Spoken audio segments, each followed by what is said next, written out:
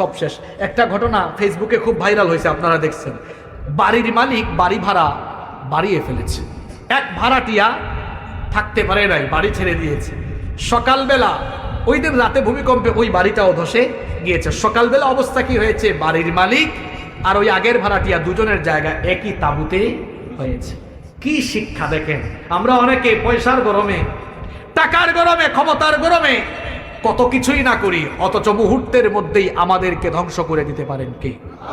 পৃথিবীটা risky zone, এখানে নিরাপদ কোনো জায়গায় নাই। গাড়িতে আছেন, অ্যাক্সিডেন্ট করে মরে যেতে পারেন, এখানে আমরা আছি, এখানেও যে কোন বিপদ ঘটে সবাই মরে যায় কেউ জানি না। রাতের বেলা ঘুমাইছেন, ওখানেই ভূমিকম্প ঘূর্ণিঝড় দিয়া মেরে ফেলতে পারেন কে? এই যে চিত্রাঙ্গের দিনে কুমিল্লা লালমাই আমার মাহফিল ছিল, নাঙ্গলকুটে এক প্রবাসী বিদেশ থেকে আইসা বাড়িতে ফেসবুকে ঘটনা এটা খুব ভাইরাল হয়েছে, পরিবার সুদ্ধা শেষ হয়ে গেছে না। এই যে ভূমির উপরে বাস করে, ভূমিকম্পের নামে